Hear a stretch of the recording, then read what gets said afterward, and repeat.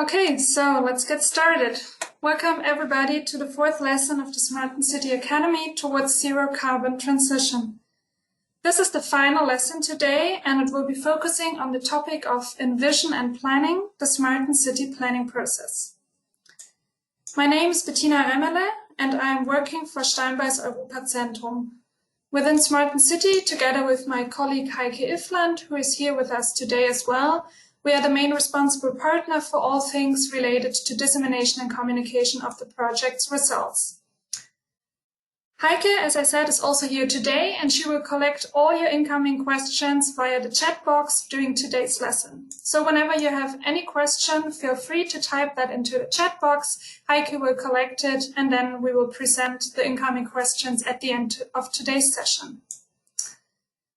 To make sure that all our internet connections will remain stable today, all speakers of today's session will briefly turn on their cameras to say hi to you so that you all know who we are and who's speaking to you. Depending on the connection, they might or might not turn off the camera again so that we can have a stable presentation.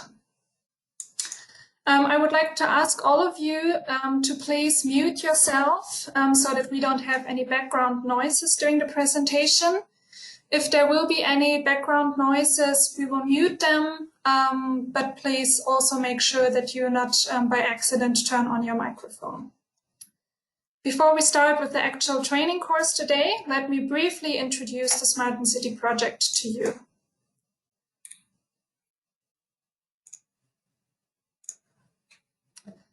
So, SmartEnCity is one of now 17 smart city projects funded by the European Union's Horizon 2020 Research and Innovation Programme. In SmartEnCity, we have 3 lighthouse cities and 2 follower cities. Our lighthouse cities are Sonderborg in Denmark, Tartu in Estonia, and Vitoria-Gasteiz in Spain. Our follower cities are Lecce in Italy and Asenovgrad in Bulgaria. Overall, we have 37 partners from 6 countries working together on the project. We have started in February 2016 and will end next year in July after 5.5 successful years. The SmartEnCity Academy is an online training course for cities, municipalities, and smart decision-making. But of course, the Academy also addresses the scientific community and anybody else interested in the topics. The contents of this training course have been tailored to the participants' needs, and it is supposed to provide a step-by-step guidance for your own journey towards zero carbon transition. Therefore, we collected questions from you beforehand, and we also asked always after each session and before each session for what your needs are so that we can address them. We are looking forward today to have many interactive discussions with you at the end in the panel discussions. And we thank you all already very much for your participation. The first 3 lessons of this training course have already taken place during this year, 2020, and you can rewatch a recording of each lesson via our website. As I just said, if you would like to rewatch a lesson or also click yourself through this presentation slides, you can do that via our website, and you can find the link here at the top of the slide. In case you have any questions after the training course or in general about our project, you can always send an email to info@smartencity.eu. And then there is one last thing before we get started. Please note that this lesson will be recorded and then uploaded to our website. By staying in this webinar, you automatically agree to the recording. Okay, so let's get started. The title of the 4th lesson today is Envision and Planning, the SmartEnCity planning process. The lesson will be moderated by Koldo Orotia Azcona, who already moderated the first lesson as well at the beginning of this year, and he is from Technalia Research and Innovation. Welcome, Koldo. Koldo currently works as a researcher at the Technalia Research and Innovation within the Urban Transformation Lab, and he has been within the SmartEnCity project from the very beginning. He is an architect with a Master of Science in Sustainable Cities, and his field of research is integrated planning, innovation in smart sustainable cities and urban environments. The main smart city projects that he is currently working on is our project, SmartEnCity, but also one of the latest smart city projects, Atelier, and also the European Commission initiative, the Smart Cities Information System. Moreover, Coldo works on different urban regeneration projects within the European Union and Latin America. And the lesson today will therefore also start with an introduction by Coldo to the general topic of today's session. Then we will have 3 experts from our lighthouse and follower cities, Tartu, Vitoria-Gasteiz, and Lecce, who will speak about their local approaches and experiences regarding the planning and implementation process. Here we have Merit Tatar from the Institute of Baltic Studies speaking about the Tartu case, then Alberto Ortiz de Lega Olasolo from Vicesa speaking about the Vitoria-Gasteiz approach, and Michele De Santis from RENA Consulting introducing us to the experience of our follower city Lecce. As a guest speaker today we have invited Judith Borsboom van Burden from Locality Europe, and she's also a consortium member of the EIP SCC Marketplace, another initiative of the European Commission. And she will present to us the Smart City Guidance Package. As I said at the beginning, all speakers base their presentations on your questions and needs, so we will really make sure to address everything that you asked beforehand with today's session. Afterwards, of course, there might be new questions or open questions, so we have a panel discussion where all 4 speakers and the moderator Coldo will be here to answer your questions. So if you have any question during the session, just type them into the chat box and we will collect them. Or you can also then later during the panel discussion type your questions into the chat box as well. So we really want to make this an interactive discussion with you, the participants of this lesson. So here you can see once more the speakers of today's session. We have Coldo at the left, then we have Merit, Michele, Alberto, and Judith, and they will all speak to you in a minute. Okay, and at this point I will hand over to Coldo, who will start with a presentation of today's topic.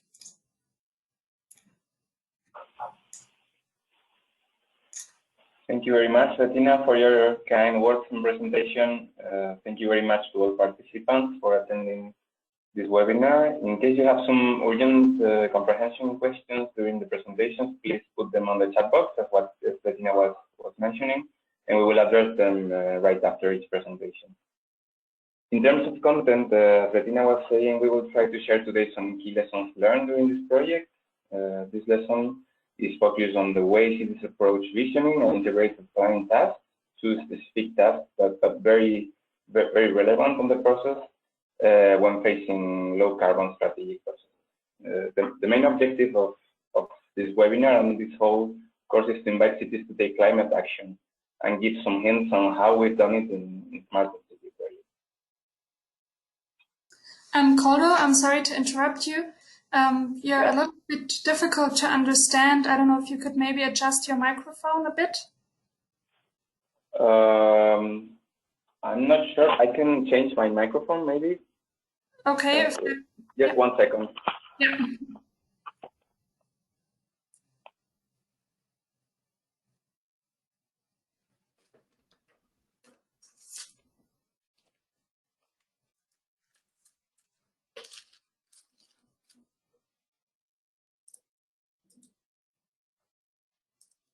Is this working better, Bettina? Yes, much better. Perfect. Okay. Thank you. Yeah, the laptop ones maybe is a bit more advanced. Did you understand my introduction, or may I repeat? Yeah, I think it was fine, just for the continuation. Okay. That's much better. Thank you. Okay. Thank you, Bettina.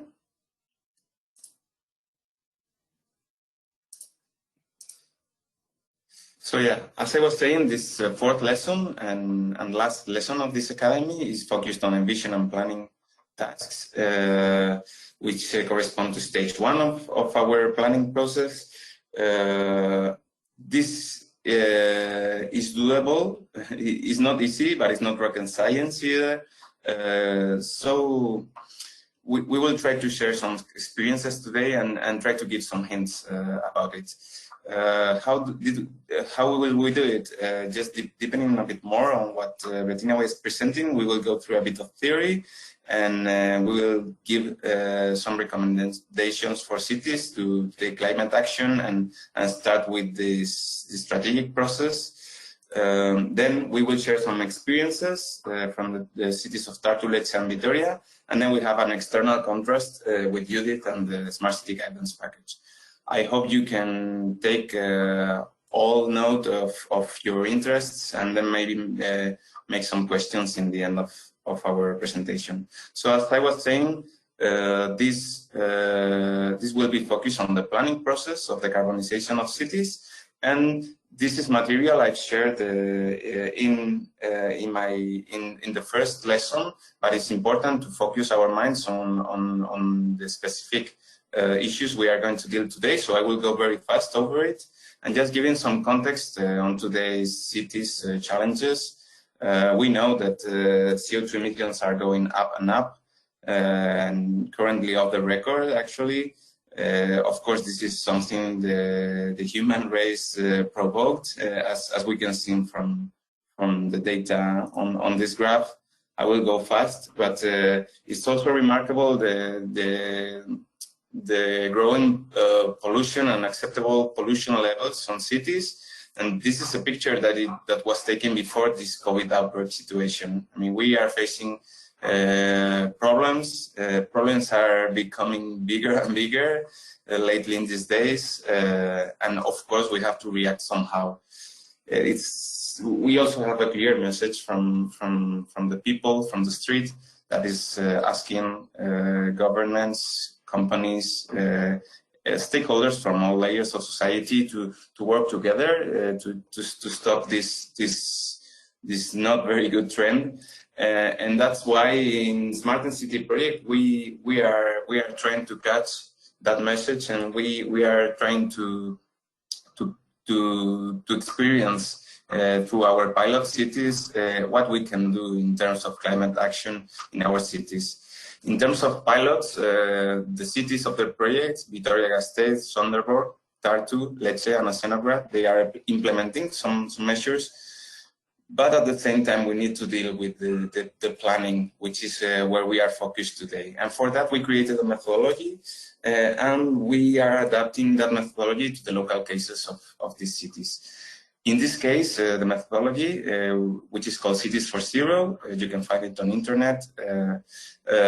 We call it the journey toward a smart zero carbon city, and it's just some kind of step-by-step guidelines for municipalities to first plan all necessary approaches during stage 1, which is at city level. Then we jump into the design stage level, where we will design all projects identified as key in this energy transition.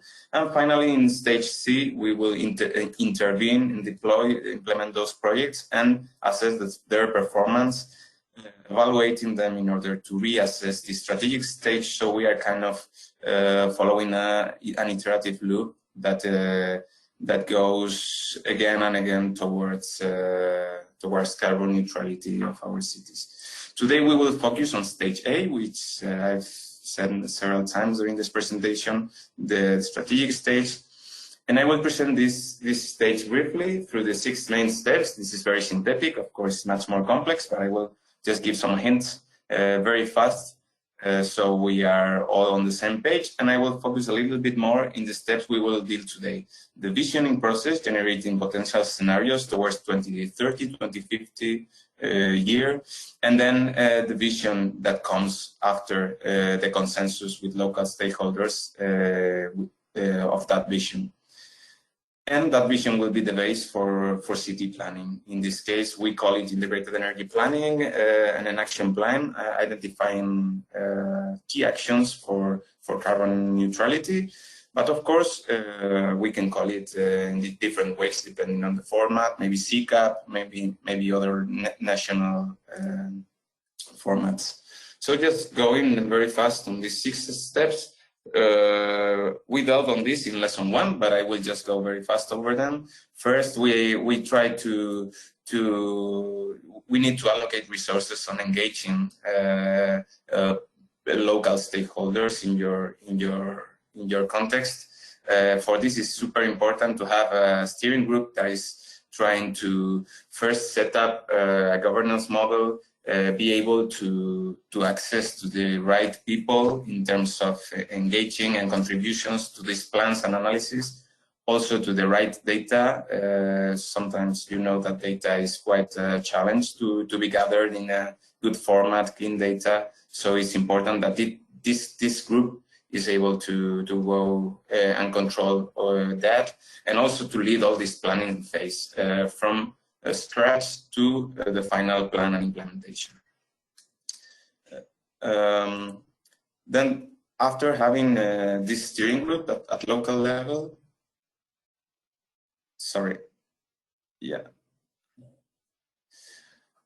we need comprehensive information about our city, so we call it a city background information package, but this can be in many formats as well, depending on your city. For example, we perform some literature review at city level with all the existing documents and strategies existing in your city. We can perform interviews, surveys, etc. Very detailed information about all most contributing CO2 sectors in your city. And also, it's very important to start with the modeling phase. We need some tools to cope with this challenge, and of course we need a CO2 baseline to develop an accurate diagnosis and a planning phase.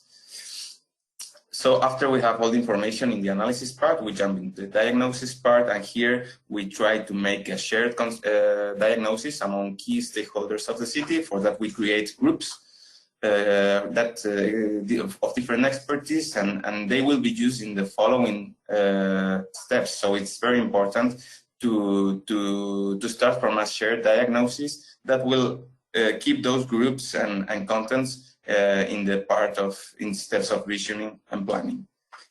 It's also very important to engage all these key stakeholders, because probably they will come with input, valuable input from their own expertise fields in your city, in the local context, and as well probably some of them they will be in charge of developing and implementing some of the measures you've identified as key in your energy transition process. So it's crucial to engage them from the very beginning. We can take the format of a SWOT analysis, internal, external forces, being aware of the targets and policies of your institutions and local contexts. But the important thing is to have an accurate idea of what's going on in your city, and to judge that analysis, which is the main purpose of a diagnosis. Once we have the diagnosis, we can jump into the visioning part.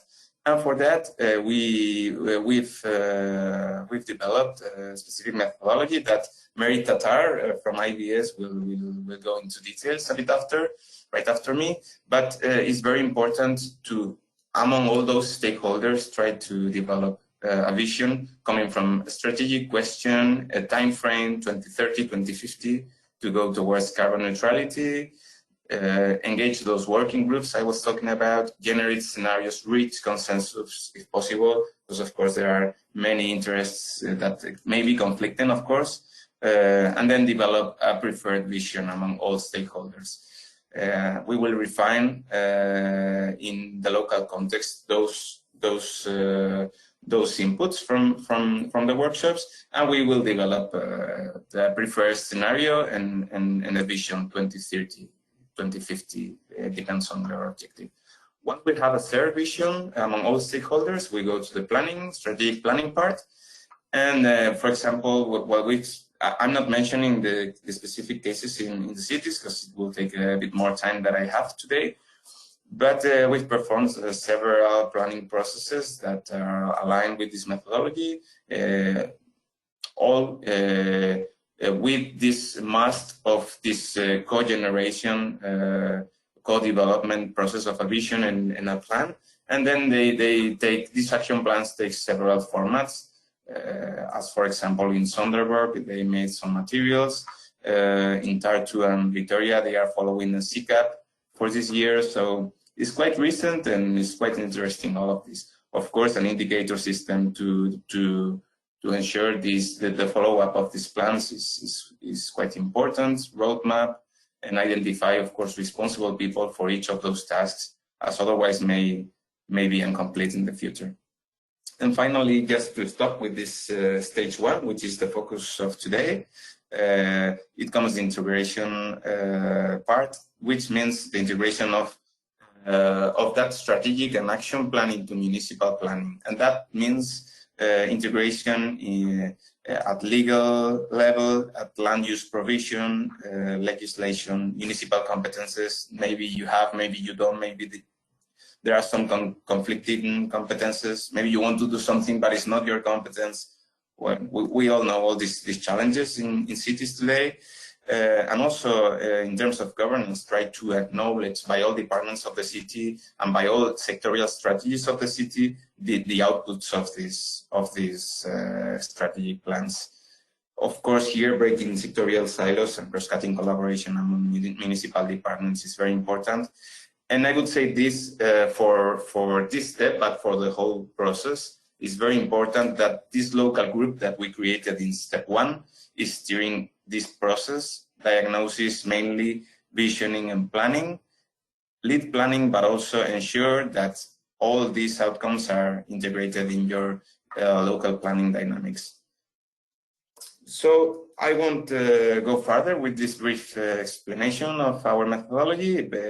Our colleagues, speakers today, we will go a bit deeper on that, showing experiences and other hints on visioning and planning tasks.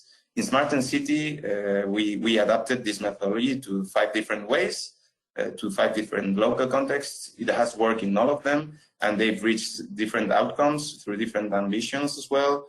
And I think we've learned a lot through all this process. I hope you can share a little bit of that today from your local cases as well, from the audience. And I won't miss the opportunity to make some advertising about our SmartEnCity network, which provides meaningful resources on city solutions, webinars, YouTube channels. We have scientific papers. Our colleague Christina develops a monthly news bulletin, so you are all updated with the information of this network and what's happening in our cities. And it's an iterative learning process. We started with 3 lighthouse cities, then 2 follower cities joined, and now we are more than 50 cities at EU level. It's a wide network with quite a lot of contents going on and still growing. So I would kindly ask you to join us if you're interested in all this. In our website, SmartEnCityNetwork.eu, and well, our motto in our project, SmartEnCity project, is that you don't have to be a capital to make a major difference.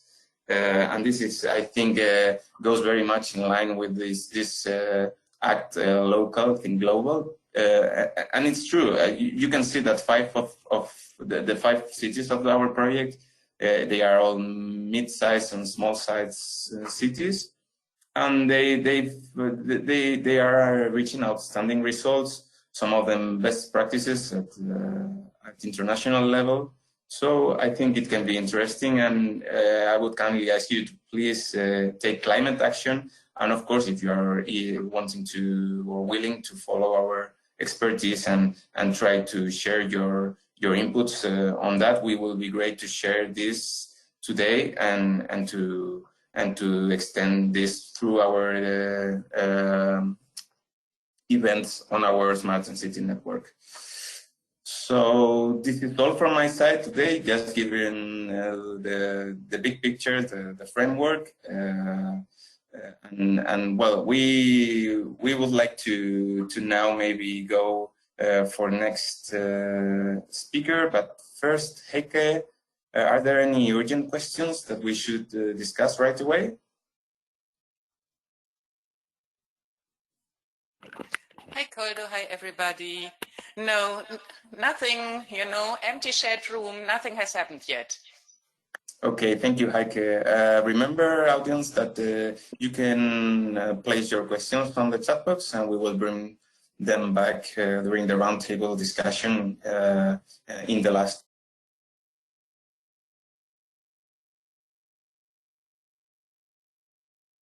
Can you hear me? Sorry, I think I experienced a failed connection. Yes, we can hear you again. Okay. Then I will introduce now to my next colleague. Now it's time to let the floor to Ms. Mary Tatar, coming from Tartu, Estonia. She is a member of the board and researcher of Institute of Baltic Studies in Tartu.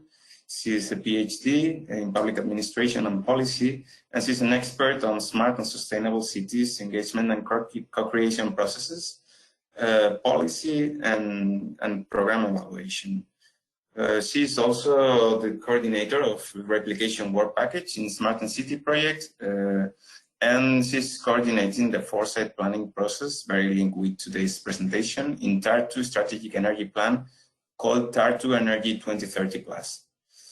So, Mary, the floor is yours, and welcome to this webinar.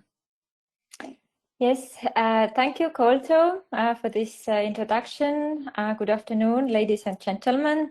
I'm very glad to be here and present what we have been doing within SmartEnCity planning processes, and hopefully to give some lessons learned so far while working with our 5 cities within SmartEnCity in this process. Okay, I try to. So my presentation today will focus a bit more on steps. We're actually on step 4, Envision stage in Cities for Zero methodology, but also a bit back to step 3, which is kind of like a preparation to envisioning and planning phase. And although I was introduced as talking also about specifically Tartu case, then actually my presentation is a bit more on like this level, where I can explain how we coordinated this planning process in all cities, how we provided these guidelines and support materials, and what do they consist, and then of course a bit what we did in Tartu, but actually my conclusions are based on 5 city experiences, as I think that this is more interesting and actually more comprehensive in order to fill in this current lesson. And what we did in this Envision, in step 4 in envisioning part, we try to find out the way, right methodologies and tools and techniques in order to help cities to really secure that this planning phase has the right engagement of stakeholders, which is one of the key things now that cities in energy transition are facing, and also to secure that these long-term integrated energy plans are really joint plans for the community, and that they involve already this commitment, which is so necessary in the implementation phase. So I think all cities being active in these discussions related to energy transition know that this shift to low carbon economy and society is a really complex one. It's truly integrated of different application areas. And of course, there is a strong need to involve important stakeholders, and also more and more, this is not the question anymore, cities need to work together with their citizens in such plans, because the implementation success really depends on how the whole community commits to the plan. So it has to be our plan, so to say, the city plan in its wholest sense. But also, as the research shows, as we see more and more in different discussions and workshops related to these discussions, This public sector leadership and multi-level governance approach that is needed for such a transition and such coordination is challenging. Cities still need guidance, need capacity improvement in this. So, and we think that very specific, very practical guidelines could really help. And we saw this also in our 5 cities case, that if you provide cities with specific, very, very practical, into really tiny details going guidelines, you have peer reviews, you have peer discussions, then it really helps in this quite complex process. And that's why, based on some previous research, we also propose foresight methodology as a good package of tools and techniques to help cities in this visioning part, in steps that lead to further strategic planning phase. Well, foresight as a theory is a very thorough topic. I cannot go really into detail to that, but the main benefits of using some of the tools, some of participative tools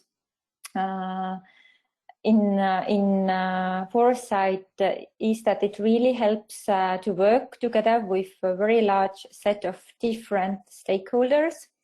And it helps to guide those different stakeholders and their individual choices towards consensus. In our case, towards common vision for the city strategic energy transition plan, or integrated energy plan, or how a city calls it.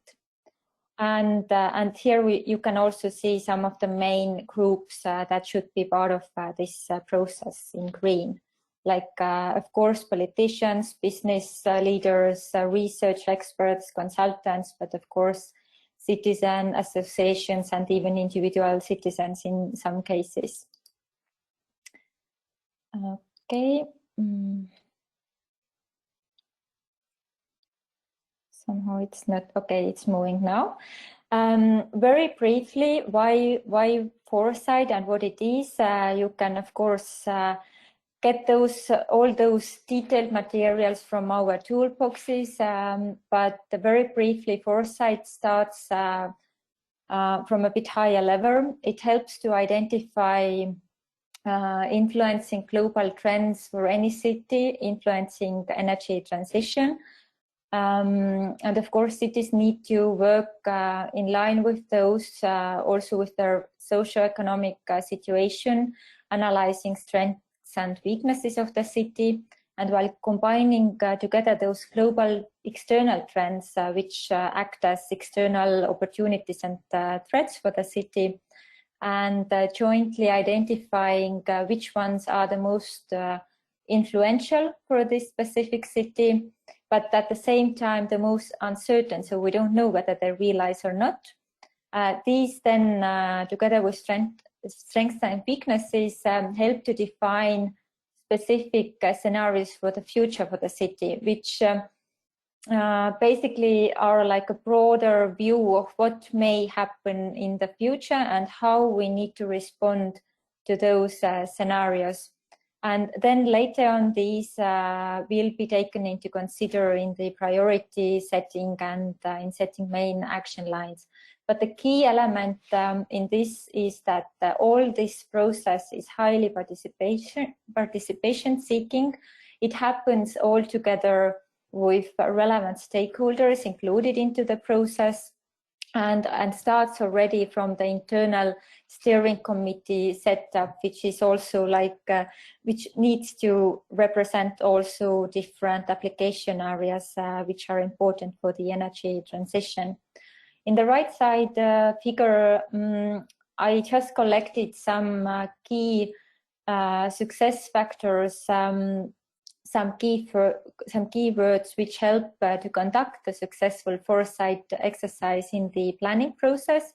This is based on research, but also based on our practical experiences in 5 cities. And so those keywords can help to guide or be like a guideline also to keep in mind while stepping into the same processes. And what happens here, this actually paves the way for the strategic action plan development in step 5 in our Cities for Zero methodology. Here is just an illustration that within this envisioning stage, we developed a very detailed toolbox. Firstly, for our 5 cities who needed to go through this planning process. But now, of course, it has been validated. We can say that it's working, it's replicable, and this can guide any city who would like to really engage into such highly participative foresight process and use it as a guiding and supporting tool in the strategic energy planning process. All those steps have been detailedly described. All the tips and tricks and lessons learned to each step, what to keep in mind, have been described in our toolbox, and this is accessible through our SmartEnCity website and through SmartEnCity network website. And later on, I have some references, direct references also. Okay, let me see whether it's.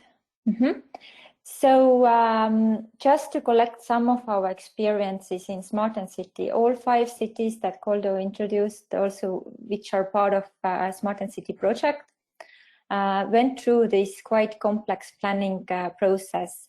In practical terms, this needs quite a thorough preparation.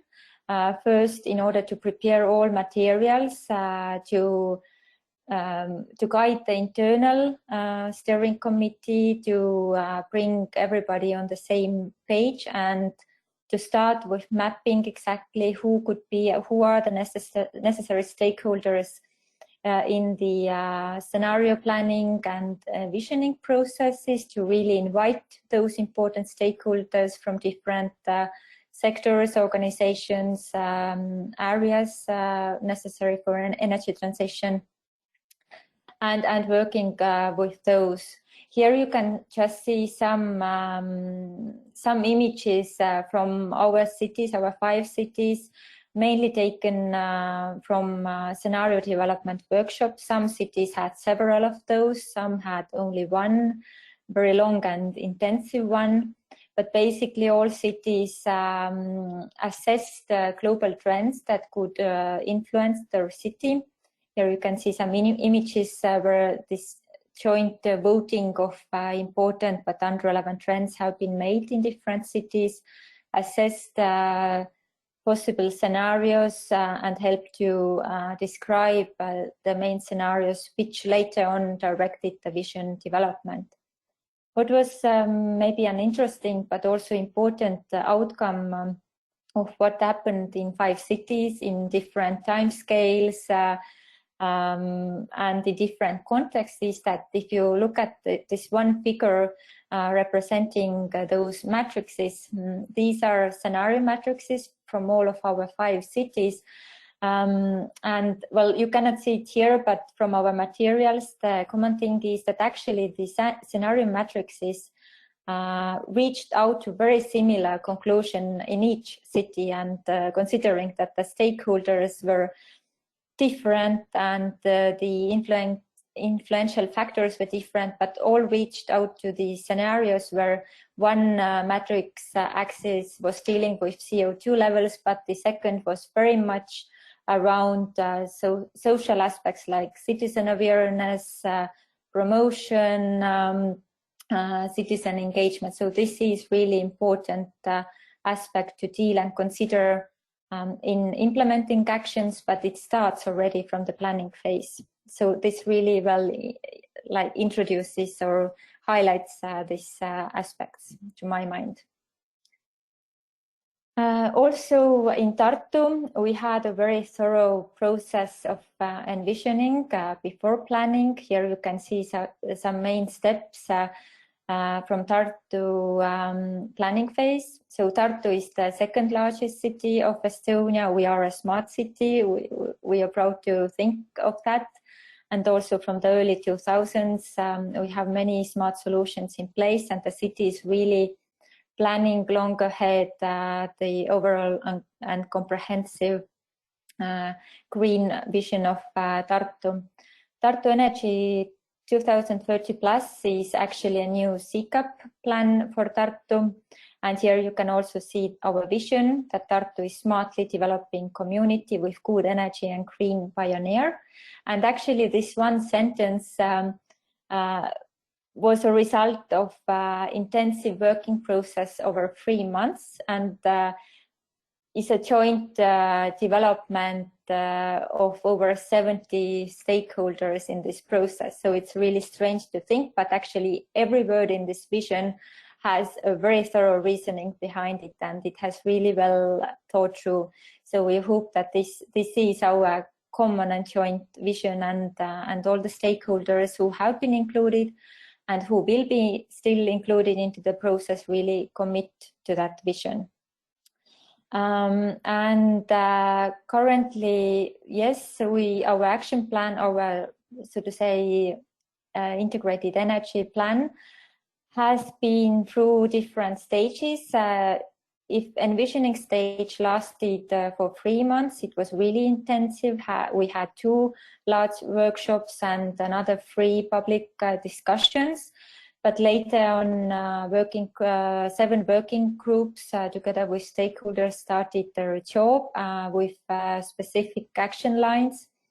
And this process lasted over a year. Also, the COVID situation influenced us. But now the plan is in the approval phase in the City Council. We hope that everything goes well, and we are quite positive about the result. And the next very important stage is to work with another engagement phase, which is community agreements with the stakeholders. This is an innovative thing we plan to do in Tartu, and we try to settle these voluntary agreements with important sectors and organizations in order to commit them into the implementation phase. So we'll see how it will work out. This is something we need to deal now. But just as a final thing, I tried to collect some points and tips for cities, what we learned during this intensive process, first while working out the right techniques, supporting techniques and methodologies for cities, and what we learned through our practical experiences.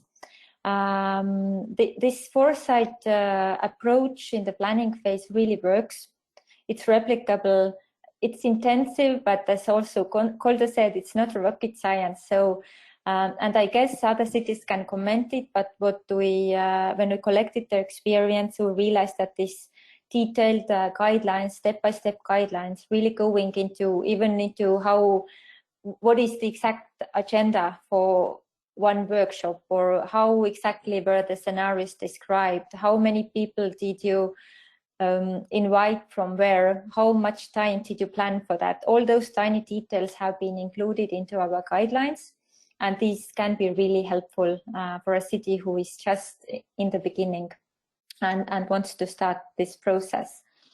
So global trend analysis is an important part of this exercise, but what is good, this can be done jointly.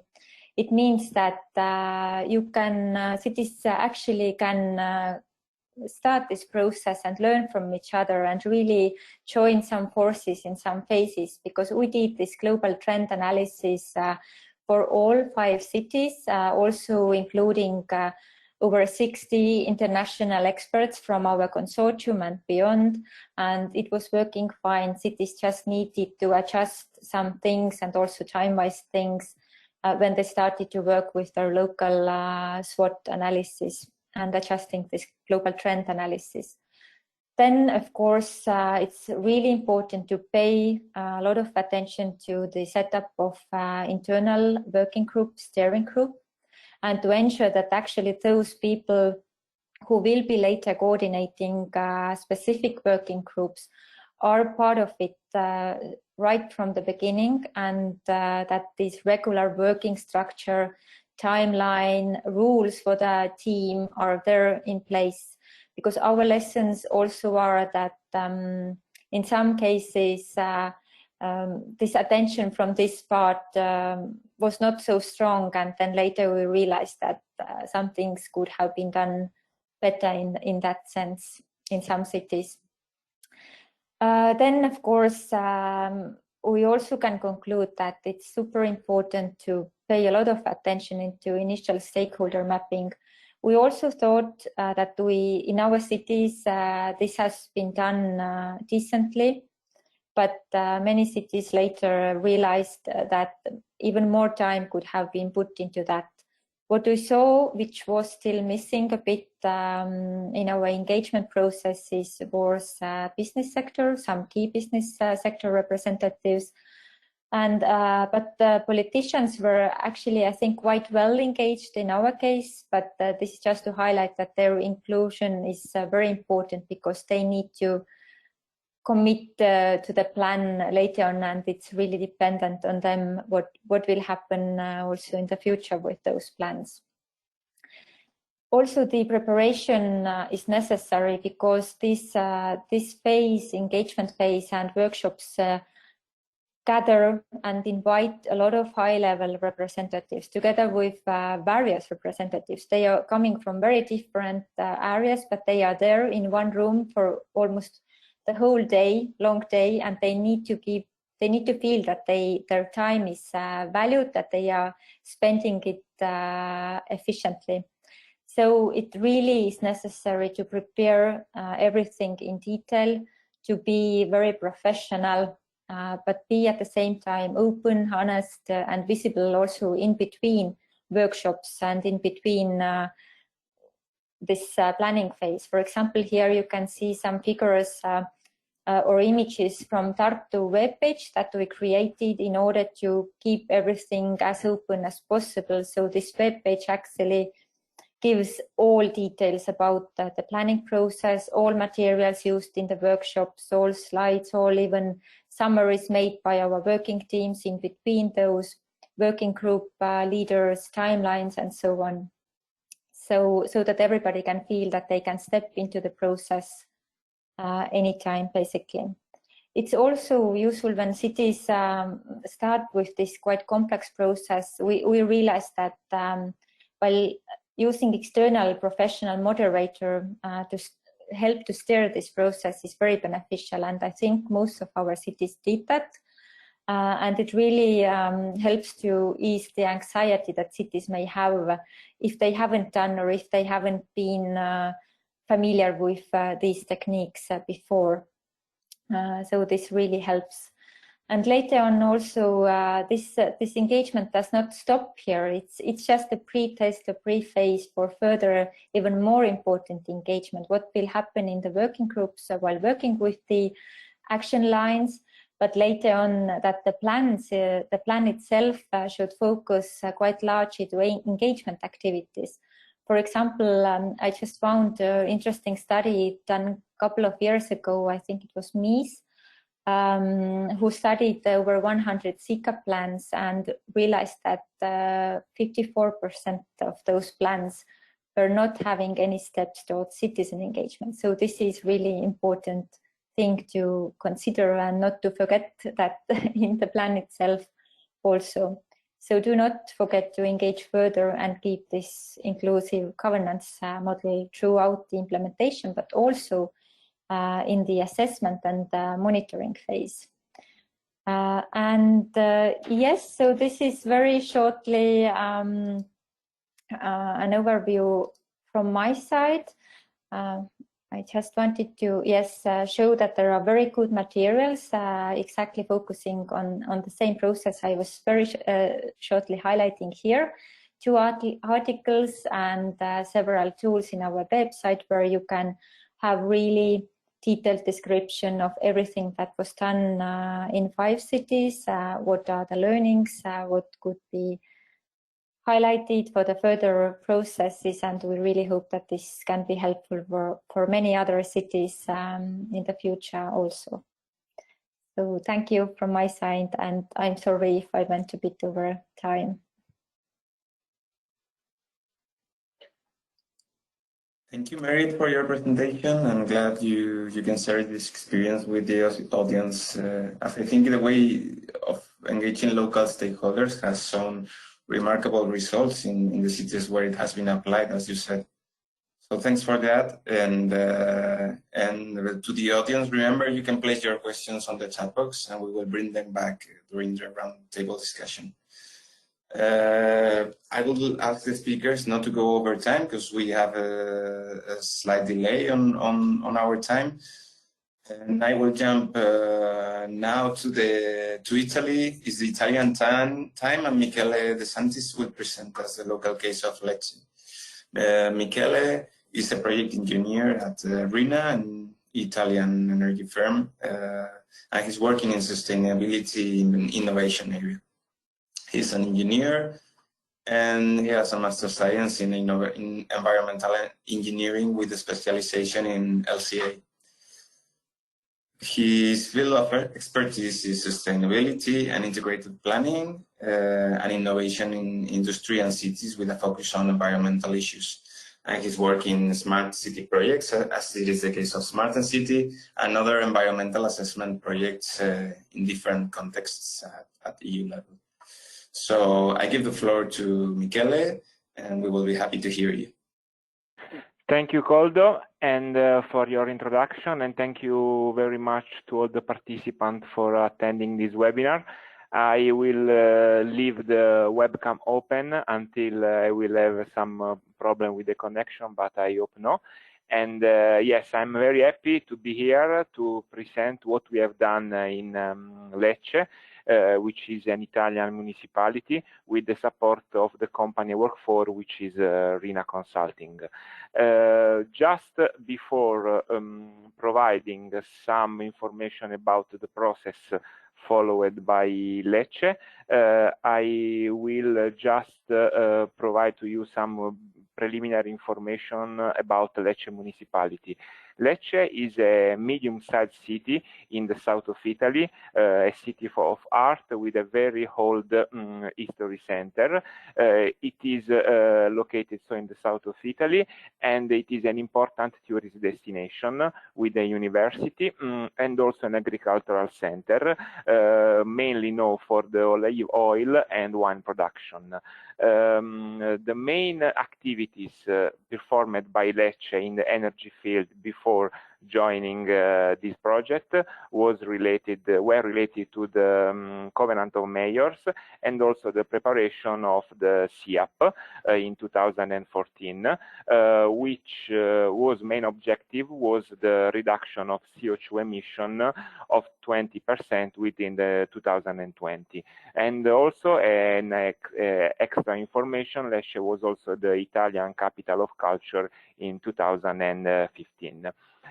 Considering that Lecce in this project is a follower city, in practice we tried to follow the process developed during the first years of the project, tested by Lighthouse and customized by ourselves in Lecce.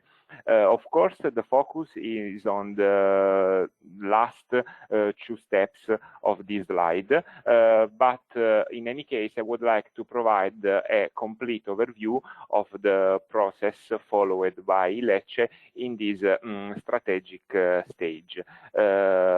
The main output of this process, of course, is the preparation of the integrated energy plan of Lecce Municipality, whose main objective is the CO2 reduction of at least the 40% within the 2030 compared to the baseline emission of 2007. So the first step of this process is the engagement process. It happened from November 2018 until February 2019, and the first step was the foundation of a local group. The group was created and mainly formed by Lecce Municipality as head of the group, supported by us as a consultancy company. Together, the two entities started with the identification of key stakeholders through a mixed approach based on already known stakeholders and expression of interest. In fact, the idea was to enlarge the audience of stakeholders in order to cover then all the strategic areas of the IEP. So we identified different categories among stakeholders in the areas of mobility, energy, ICT, natural resources and waste management, people, and government. Then followed the second step, so the analysis step of the process, which happened also in this step in the same month of the previous one. In practice, we performed a sort of characterization, considering also the experience and the information and the quantitative data collected for creating the CIAP and also the energy balance of the Lecce municipality. So the city characterization focused on the socio-economical situation, the governance, the city plan and the regulation, the energy supply network, the transport and the urban mobility, the ICT infrastructure and services, and of course the citizen and stakeholder engagement. Once done these steps, we continued with the diagnosis step, which happened from the March 2019 until June of the 2019, and the core group, so Lecce and Rina, fixed the strategic question and goal, which is how we can reduce the CO2 emission by 40% within 2030. Lecce, of course, would like to reduce its carbon footprint through the development of action in different areas as energy efficiency, renewables, mobility, ICT, and citizen involvement. So we performed a SWOT analysis by the task force in order to identify the smart city main trends.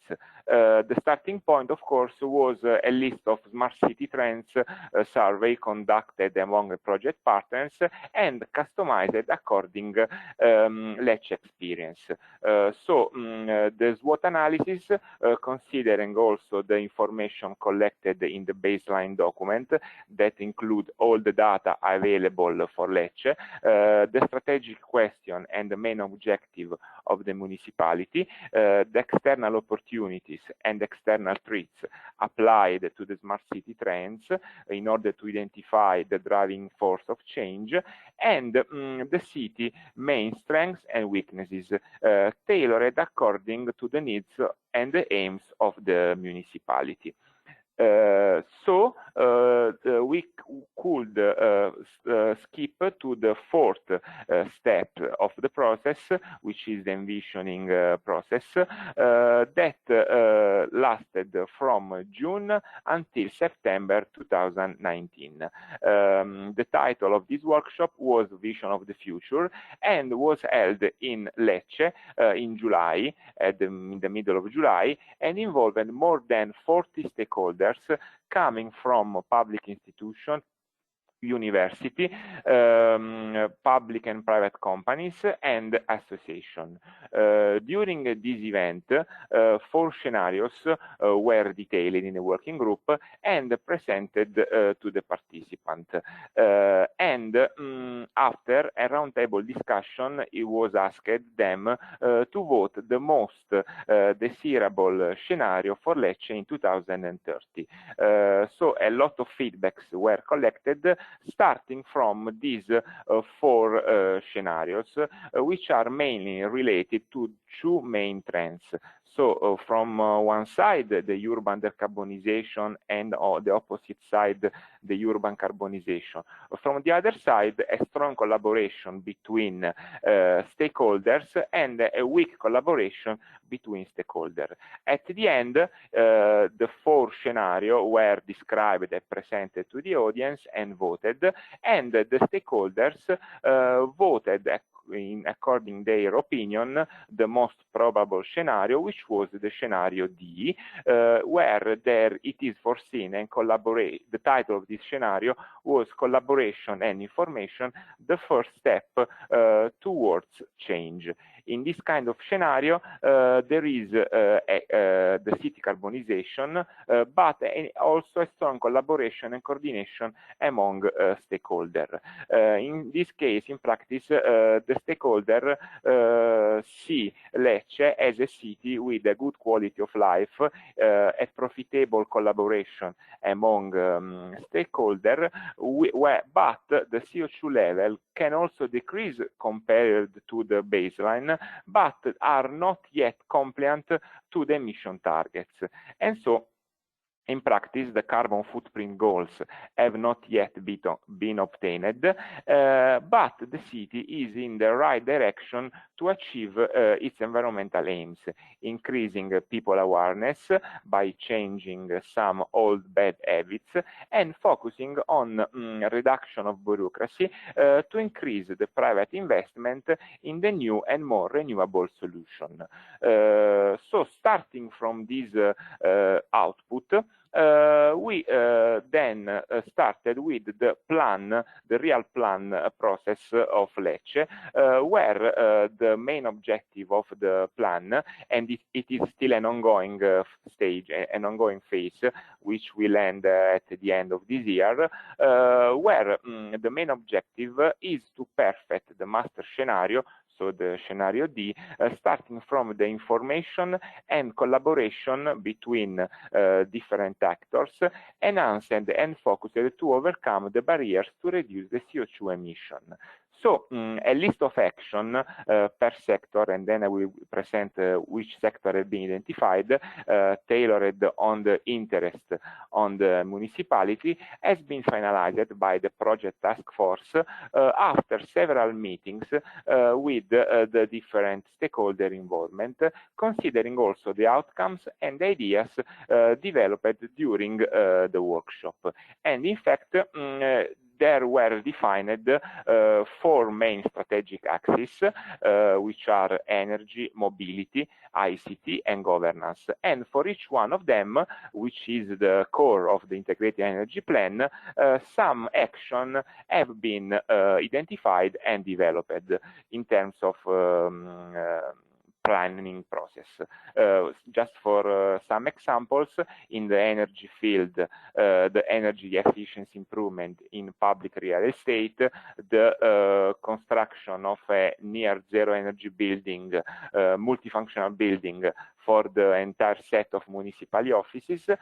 For the mobility one, there were some ideas and some action, like the enhancement of the car sharing services and public transport, or the implementation of a urban sustainable mobility plan. For the ICT axis, the development and implementation of ICT technologies for the management and the monitoring of the city, and then also from the governance point of view, some information campaign and improvement of communication tools towards the citizen. So starting from the step 2, where we defined the baseline in terms of CO2 emission in 2007, which is for Lecce around 400,000 tons of CO2, the complete list of these actions split among these four strategic axes has a target of reduction of around 40% in order to arrive to the 2030 target of 240,000 tons of CO2. And if we go in detail, we expect a strong and a very important contribution from the energy axis, around 46%, followed by the mobility, which is the 36%, and then the ICT adjusts the 3% from governance activities. Consider that, of course, these are less technical activities, more related instead to involvement of the citizen and to the collaboration with stakeholders. Of course, this data needs to be finalized, but we can consider it almost completed. Trying to make a sort of conclusion of this process, we have, of course, some lessons learned. Of course, we can say that the joint responsibility between the working group, the stakeholder, the citizen, of course, multiply the benefit of such kind of collaboration.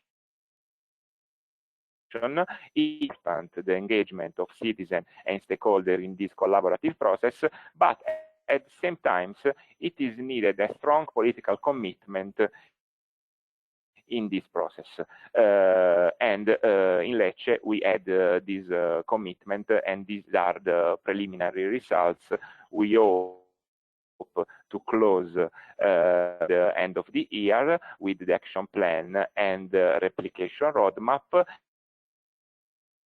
And we hope that at the beginning of the new year, the municipal council will approve this plan in order then to start, I hope very soon, with some physical intervention in Lecce.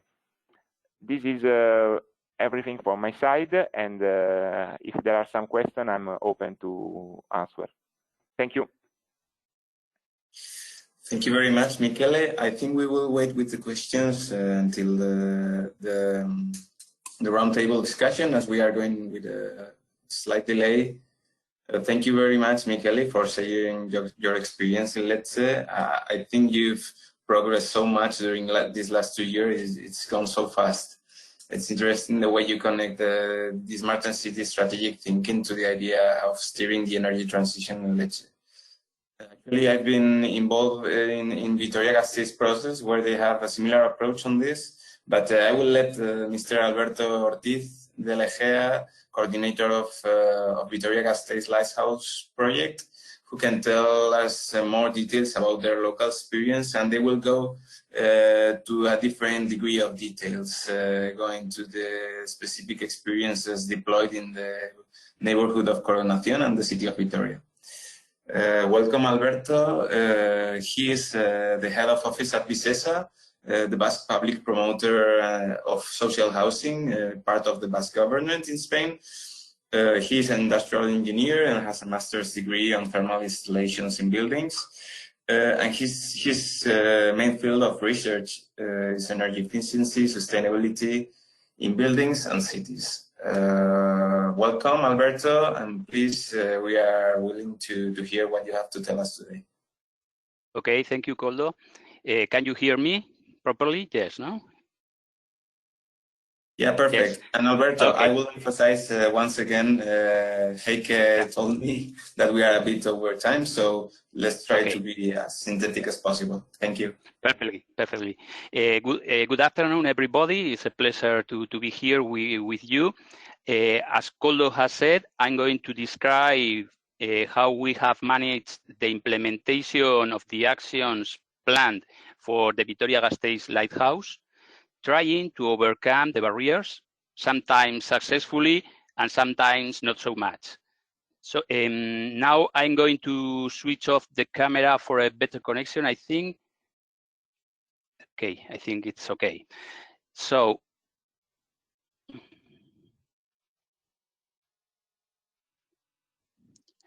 now, okay.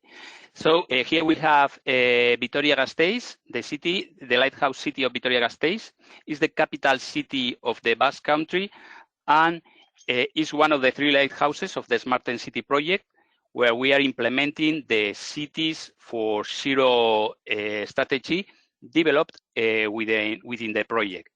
Here we can see the demonstration area, which is located in a district called Coronation. Coronación, in the northwestern part of the city near the old town. With the objective of being a replicable model in the way towards the city's commitment to becoming neutral by 2050, the project's action plan is based on intervention in the following main areas. The first one is the sustainable mobility, including an electric bus line infrastructure, a shared e-bike system for the city council staff, and thirdly, the replacement of vehicles from partners' fleet, as well as some charging points. The second action or intervention is to Coronación to become a low energy district, reducing the energy demand of the buildings, renovating them, and implementing renewable energies at big scale through integrated infrastructures. It is planned to deploy a new biomass district heating network in the city, and all of that managed and monitored, developing a city information open platform. Of course, the mobility actions are deployed at city level, and the buildings retrofitting and the district heating network deployment is only in the demo area, that is the Coronación district. To meet the project objectives in the demonstration area, the technical proposal is based on two actions. First, the first one is the update the buildings through the insulation of the entire envelope of the buildings with between 12-14 centimeters of insulation in the facades and the roof, and an improvement of the existing windows, achieving a 50% reduction in heating demand with this action. And the second one is the replacement of the actual individual natural gas boilers by supplying heat from the new biomass district heating, achieving in total a 90% reduction in CO2 emissions with these two actions. One important thing to say is that to obtain the grants, homeowners had to agree to the implementation of both actions, are mandatory, both actions, renovation of the envelope and the connection to the district heating network. Of course, we had barriers for the implementation, and regarding the barriers, it's important to say that the selected demonstration area is one of the degraded districts of the city, with the greatest need of actuation. This issue from a social point of view, of course, is good. Coronación is a right place for demo action, but it is also one of the most difficult of the cities for implementing these actions. It's important to know that Coronación is one of the oldest neighborhoods in the city, built and inhabited at the beginning of the 20th century. So buildings don't have insulation, any kind of insulation. And actually, in the district, the socioeconomic status is quite complex, with one of the highest aging rates in the city, as well as very high foreign population rate, low average economic level, and high unemployment rate. On the other hand, another barrier was the requirement of mandatory connection to the heating network in order to receive the grants, when in this city and in this district in particular, citizens are accustomed to individual boilers, natural gas boilers generally, in their houses, made it even more difficult to get the adhesion of the homeowners to the project, to the SmartEnCity project. Another barrier is the characteristics of the home ownership in Spain and in our city, and specifically in this district, that is that there are no housing associations or other organized structures that can function as nodes to socialize the project. So each flat is owned by one person, and the retrofitting decision must be taken by the building community of owners, requiring the agreement of at least 60% of homeowners. All this information and decision-making process takes time, and the maturity time of urban regeneration projects is long, and the Horizon 2020 deadlines generally are not enough to finish them. So with this situation, it is clear that the difficulty of the neighbors to afford the rehabilitation of the houses. So to achieve the success of the project, it was necessary to find a new mechanism, to find new mechanisms which have basically been an innovative business model developed within the project and an intense campaign of citizen engagement.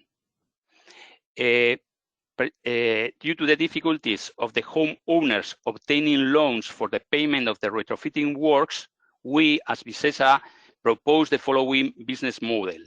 Visesa, as public social housing promoter, becomes a beneficiary of the grants from Horizon 2020, municipality and bus government, and signs agreements with each building community of owners to act as delegated promoter. Thus, on behalf of the homeowners, Visesa manages, contracts, supervises, and finances the correct design and execution of the works, delivering the final turnkey product to the owners and charging them the difference in cost less subsidies. The advantage for homeowners with this model is that they don't have to pay or to prepay the 100% the total cost of the intervention, and years later receive the grant as it is in the usual case. In this case, they only have to pay the 46% of the cost. So additionally, Visesa, as public promoter of housing, have to launch tendering processes for design projects and retrofitting works, so they can obtain bidders with the best value for money. But of course, the project does not make sense without the involvement of citizens. Being private homeowners, in order to be rehabilitated, we needed them to join the project. And for that, from the beginning of the project, we started with an intensive action of citizen engagement to get adhesions of homeowners to the project. At first, was quite difficult, mainly because the project was a top-down project. Citizens felt the project as an imposition of the administration, and initially they rejected it. We need a lot of time informing them about the project to be accepted by them as their own and beneficial to them. As we can see in the chart on the right, here is an evolution of buildings joining the project along the time during the project period. During the first 2 years, we only got one building joining the project, the early adopters, and later more and more buildings joined the project and reaching finally 27 buildings actually. So we started with public presentations as citizen engagement action at the beginning of the project. We needed almost a year to prepare the product. I mean, cost and technical solution for each of the buildings. We carried out some pre-design projects of different typologies of buildings in the district and extrapolated to the rest of buildings. We prepared exhibitions to show these retrofitting design projects, prepared documentation for homeowners. We held many meetings with them, etc. And one important issue in this case, or one important citizen engagement action, is to identify leaders in the neighborhood. It's important to inform them and to involve them as ambassadors for the project, because the rest of the neighbors trust them more than us. So I think that is an important point. Another important point is the to show how the project is possible and its results. A first refurbished building is the best advertisement to sell the project to the rest of the owners. We tried to do it, but it's too long to finish. It's a lesson learned for future projects to start with initial action earlier than that we did. And another typical citizen engagement actions like web page, brochures, videos. And finally, another important one, in our opinion, is to have an information point, contact point with the citizens within the demo site in order to advise neighbors about the project, adhesion decision process, signing the contracts, etc. Initially, we started using an existing office outside the demo area, and it was a failure, no visits. There were no visits. And in December 2017, we opened an information site in the heart of the Coronación district in the demo area with very good results, as you can see here. And finally, another key action is the door-to-door initiative. Although homeowners can visit the information office, especially elderly people sometimes have problems to go out home or need an additional explanation. So it's necessary to go to their homes to inform them in their homes in order to take the decision. And finally, my last slide is the results until now. So after this citizen engagement process, finally we get the adhesion of 27 buildings, 320 dwellings, 27 buildings I have said, okay, that have signed contracts with us for the retrofitting. Actually, we have finished 11 of them, and the rest will be in the next months. Additionally, there is a SmartEnCity domino effect replication in the district, and some other buildings are beginning to be retrofitted out of the SmartEnCity project. You can see here some comparisons in some cases before the retrofitting action and after that, after the renovation, and of course, generally citizens are very happy with the result. So that's all for my part. We can speak later in the panel discussion if you have any doubt. Thank you very much. Thank you, Alberto. A big revolution going down there in Vitoria. Thank you very much. Great news from Vitoria, actually, and promising pilot projects and learnings to be upscaled in the city, as you say. I just stick to the idea of early adopters, as you said, and this domino effect that is coming despite the resistance, the initial resistance from some locals in the beginning, but then through our good work, you achieved outstanding results.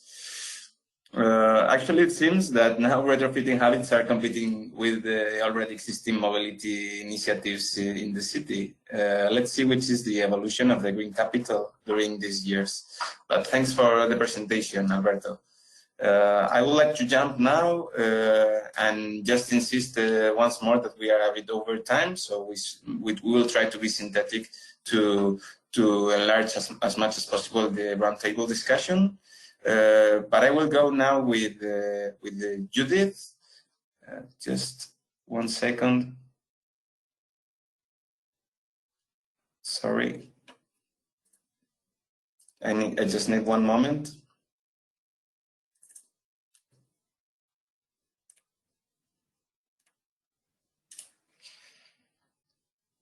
So yeah, we will go with Judith now. Judith Borton van Beurden. I hope I'm pronouncing as good as possible. She founded the Locality, a company focusing on research and innovation management in the field of smart carbon neutral cities last year in 2019. She is involved in several initiatives in the European Smart City movement and the environmental footprint of cities. She led the work on IPSCCC Smart City Guidance Package, which some outcomes will be explained today in her presentation, developing, and this guide was developed together with nearly 100 European cities, businesses, research centers, etc. Judith now supports the energy, mainly in the action cluster coordination in the IPSCC marketplace team. And she is also giving her input with foresight on the mind by drafting a scoping paper, helping the mission board of the European Commission DERTD. Lastly, Judith is an active member of Smart City Lighthouse Project Smarten Together advisory board. With Smarten Together is, let's say, a sister project of SmartEnCity. So she will bring some external hints from SmartEnCity to the table. Judith, sorry for the interruption. The floor is yours, and yeah, just to try to be synthetic as we are a bit over time. Yes, thank you, Koldo, for the invitation and for the kind introduction. I'm very honored to join this SmartEnCity Academy lesson as an external speaker, and I hope my presentation can contribute to a lot of new ideas for collaboration in future with our action cluster, integrated planning policies and regulation, and with EIP SCC in general. I want to share with you the work we did in our action cluster on integrated planning and implementation and the methodology we developed for this, which I already noticed bears a lot of resemblances with the previous speakers and all the great work that has been done in SmartEnCity. So really my compliments for your solid basis you have been working on with all your cities. So next slide, please.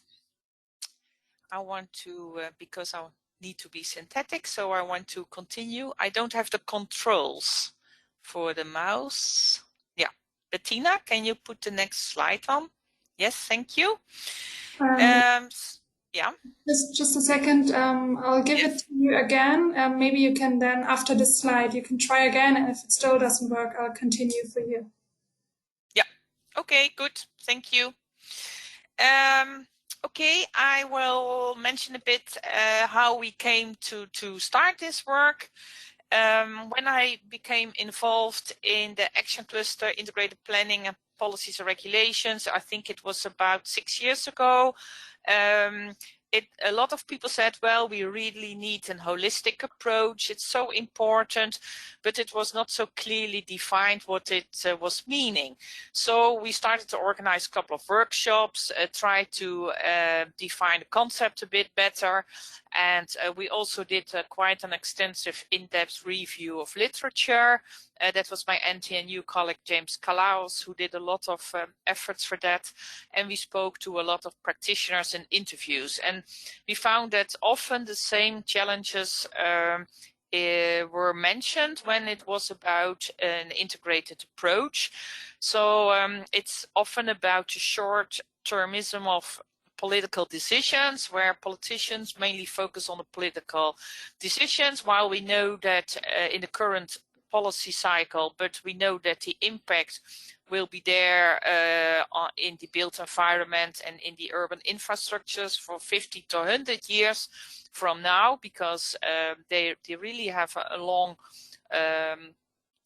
depreciation time.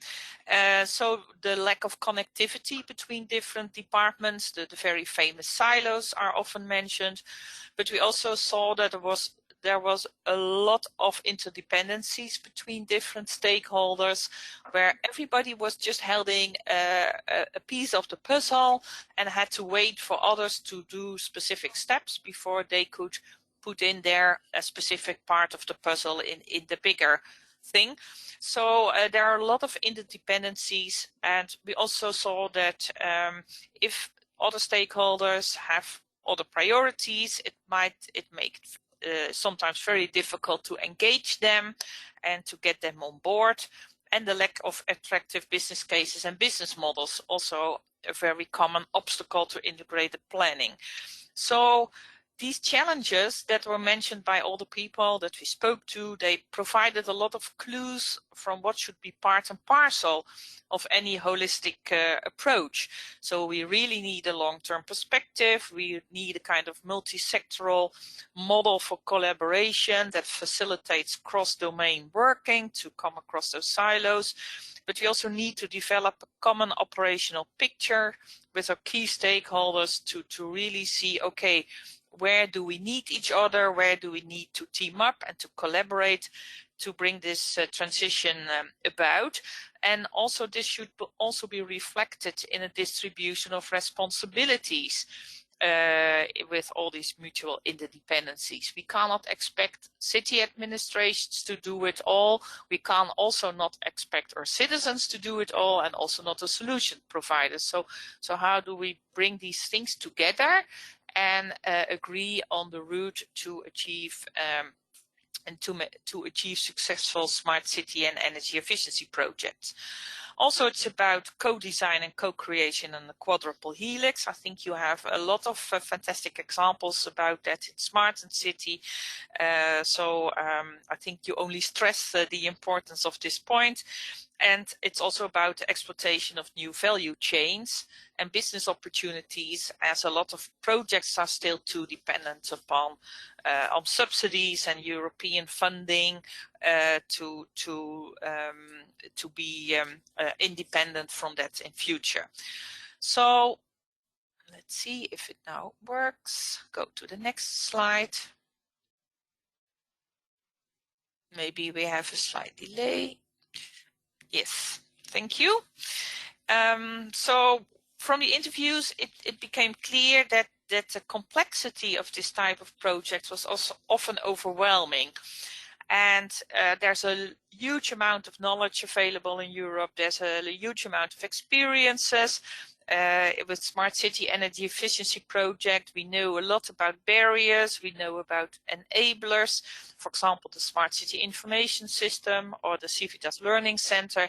But for the average person working for a city administration, especially in small and medium-sized cities, this is really quite overwhelming territory, and a lot of people don't have the time to check out all this information. Often you see that city is working with a university or a research institute that can help out to sort out the options and moderate the process. And that's often a good way to work, because many city administrations find it quite difficult to work directly with solution providers when they might not yet know exactly what to do. And I think the example of Vitoria-Gasteiz was very interesting in that respect, because it was outsourced to a special agency. But a lot of cities are afraid for vendor lock-in, so often the collaboration with the university can work very well. But not everybody has a university in his or her city or in his or her town. So then we thought in our action cluster, can we develop a type of cookbook to help cities realize this holistic approach, a kind of smart cities guide for dummies. So that was our initial idea, also to prevent everybody reinventing the wheel. And I also must say that there are also a lot of good ISO standards on doing these type of processes, but many city administrations perceive them as a bit heavy to follow precisely. Yes.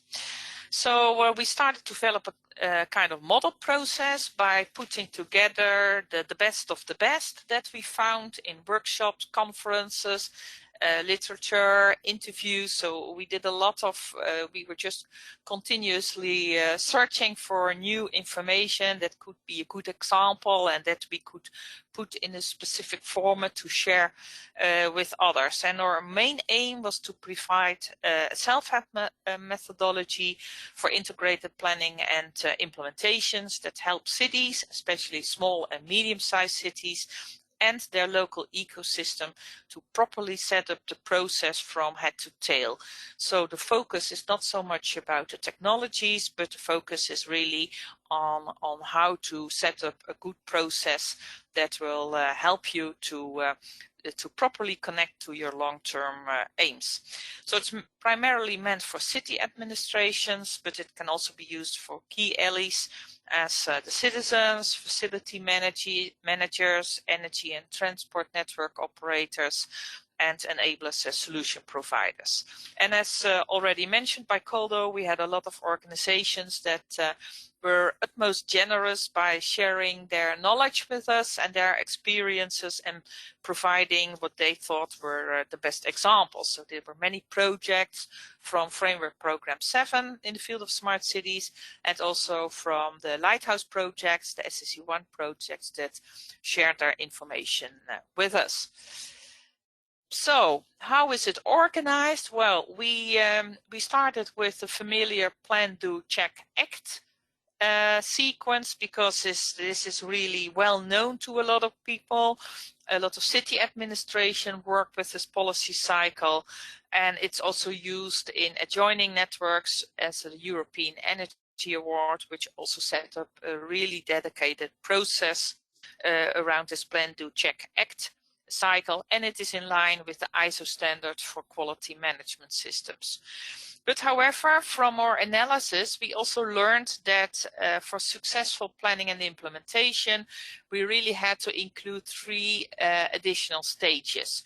So this is the vision development, so really link the smart city project or smart city strategy to the city's overarching long-term goals, to really link them properly, also making the plan more resilient. Some people said to us, well, if we have a plan that's really supported by the community and linked to our long-term goals, then the plan is also more resilient in case we have political changes.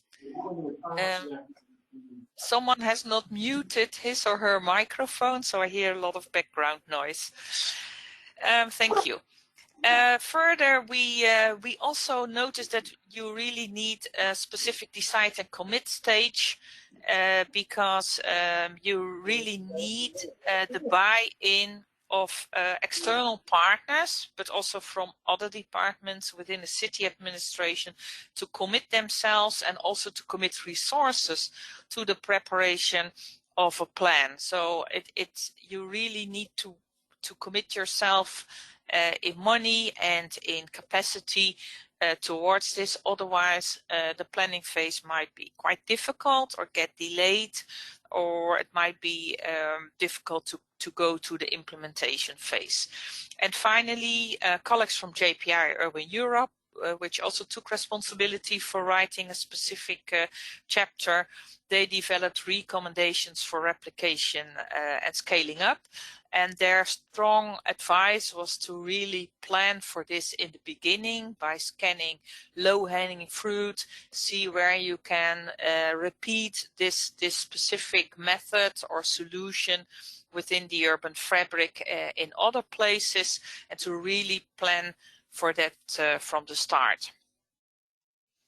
So this is how it looks like in the document. So you see per stage for each of these sequential stages, we have the same structure. So in the upper left corner, you see a question. That is the key question at this stage. Then you have a collection of to-dos, steps you have to make to achieve the expected outcomes, which are on the bottom and referred to under the output. And aside, you see the tools and standards that can help you during this phase, and the standards that might be applicable if you are interested to use them. And then subsequently, for each to-do, the same structure is followed. So shortly explaining what does it entail, this to-do, then an example. For example, here, this is about brainstorming with external stakeholders. This is an example of my own municipality, where we had a board game on our energy efficiency plan to come to a kind of mutual agreement of what would be the best solution, given the lack of space in our municipality. And finally, you see under why, there we describe why is this a necessary step, why do we advise this to do, and that is usually to avoid common pitfalls.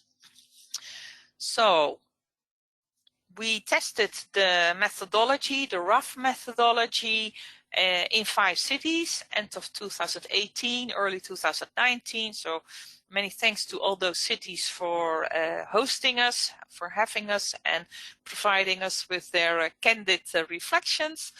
And this was really an important validation step. We changed the description of possible pitfalls. For example, first we had another format where we had quite a lengthy story on the obstacles and the barriers that you might meet, and then we provided some examples on how to overcome these barriers. But people said to us, well, we just want to know what do we have to do, and we don't want to hear about the pitfalls. We can hear about that later. And we also think that it's a bit depressing to read about all the problems that we might encounter, but maybe these problems we don't encounter because it's another situation in our municipality. So based on that advice, we changed the order. And we also found a few were missing, and we also got a lot of very good feedback on how to communicate, because we really wanted to make it easy to read and easy to understand. There's a lot of scientific research behind, but we really deliberately decided to not make that visible that we do in other gremia, and to really make it understandable for the practitioners, because they are the most important. And after fixing these changes, we launched it at the Committee of Regions last year in May 2019. So where to find and what are the next steps? Well, you can all download the document. You can find it on the website of the EIP SCC under documents, in the documents section, and it's free for non-commercial use. So you're kindly invited to go there and have a look and check out if the document is useful for you. We have a couple of next steps planned. There's an idea to develop this as an open access web-based version. This is something that's still to be explored, how to do this properly and how to team up, and what would then be the best option. For example, maybe link it to the Smart City information system. That could be a possibility. We also try to team up with adjoining initiatives and other projects, of course, because we always think that things can be improved. One of the things we're working on at the moment is, for example, a summary for more focusing on high-level politicians, and maybe we will. We are also about to enrich that with a bit more details about the financial aspects. So this will be published in November. We try, of course, to work as much together with cities to test the methodology, to refine it, and we also seek active collaboration with adjoining methods. So if there are any cities that are also interested to also work with us, of course, they're always welcome to contact us and to have a look at the website and express their interest. And the last thing we are exploring at the moment is if we can use it for accreditation and certification. Could this be a kind of fixed strategy that is a fixed part of certain trajectories? Because we see a lot of elements coming back under the Covenant of Mayors, under any sustainability plan, under UN 4 SDG, and maybe if we can combine the best of the best again, I think that would be very interesting for our community. This was my presentation. Thank you so much for your attention, and be welcome to check out the EIP SCC website and send me an email if you need more information. Thank you. Thank you very much, Judith. Fantastic overview. And for sure, this Smart City guidance information package is the material to have in your bookshelf. I think we are going to the next step, to the final step in our discussion today, and this will be a proper dialogue right now. Thanks to the speakers describing their visioning and planning experiences in their pathway towards carbon neutrality. And now it's time to start our roundtable discussion. I will ask the audience once again to write their questions into the chat box, please, so my colleague Heike can take note and bring them to our debate. I'm not sure, Heike, do we have any questions from the audience right now? Yeah. Hi, Koldo and all. Yes, there are quite a few. Because of the time, I'd rather say those which are related to specific examples of implementation. It was addressed to Merit and to Tatu.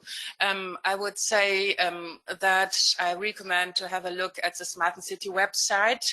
I will put the link in the chat box in a minute, and there you can find all city solution under outcomes, so we can save some time.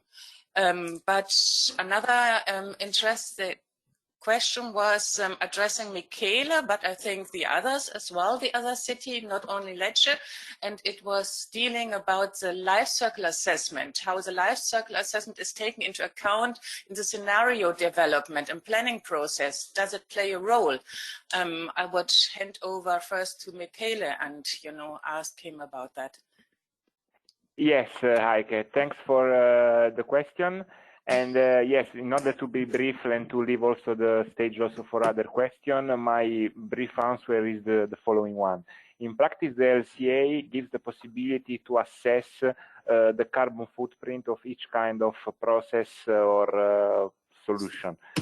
So it helped us in understanding what will be the CO2 reduction if we implement a specific situation for instance, in Lecce use case. So we will able through the LCA to define the quantitative reduction of the CO2 applying the LCA approach, and so the ISO standard 14 and 14 and 40 and 14 and 44. So this is how we use the LCA for the planning process. Thank you very much, Michele. Actually, last week talking to Copenhagen Municipality, they are meant to be the first carbon neutral city in 2025. At least that's their objective for next 5 years. And they are considering the LCA as the keystone, cornerstone, maybe for next steps. Because of course, if you consider all the LCA cycle, you can always go much farther than just carbon neutrality, and maybe look at CO2 emissions reduction from that point of view. So I guess it's very valuable for your approach right now, trying to decrease to that 40% in 2030, but it's the right approach for next decades as well. I'm not sure, Heike, if you want to... Shall I continue with the next one? Yeah, it's having please. to do with our special situation in COVID-19. Has the destructive impact of COVID-19 on the economy, and particularly on the energy sector, been taken into account when developing comprehensive energy plans? So, COVID and the impact on energy plans, who would like to answer on that?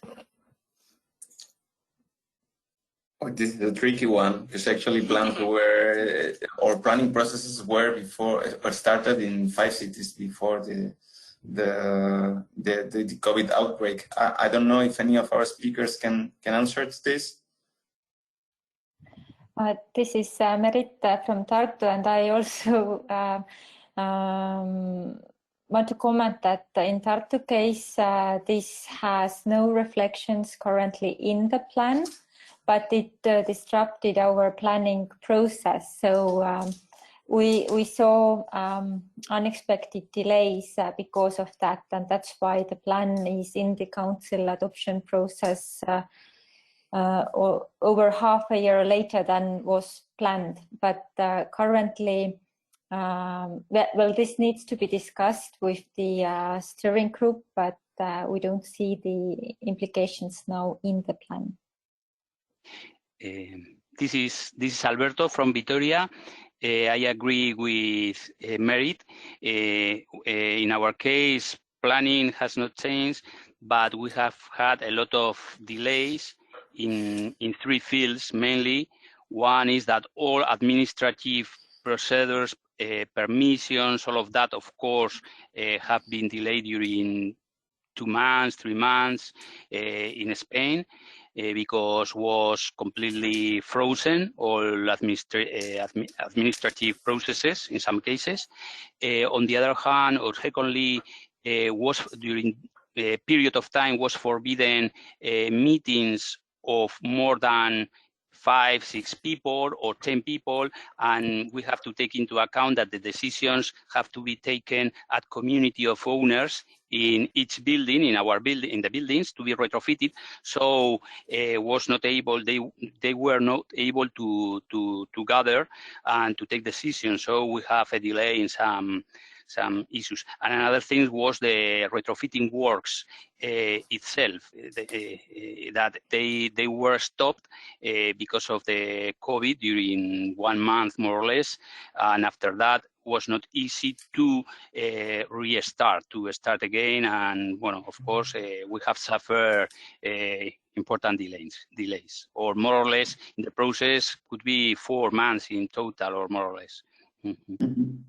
Thank you, Alberto. Sorry, from a Lecce point of view, I could say that the COVID situation, of course, has brought some delays in terms of the development of the process, a couple of months, I could say, but on the other way, it has been also an opportunity. Let me explain briefly. The COVID, of course, brings us to use a lot of the ICT means, the ICT communication, and also now the administration is more open to use these ICT technologies, and probably some of these technologies and some of the new funds that will come from the European Union will be used also in Lecce for enforcing and enhancing the ICT solution, and so this process will also be reflected in our plans.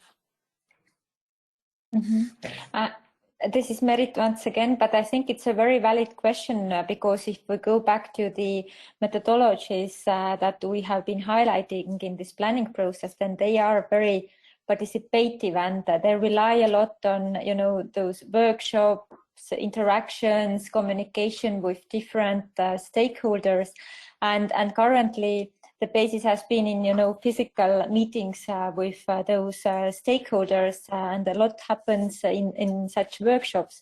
But now in this new situation, and of course we don't know what the future brings, but now this all has to be transferred to digital, you know, world, so to say.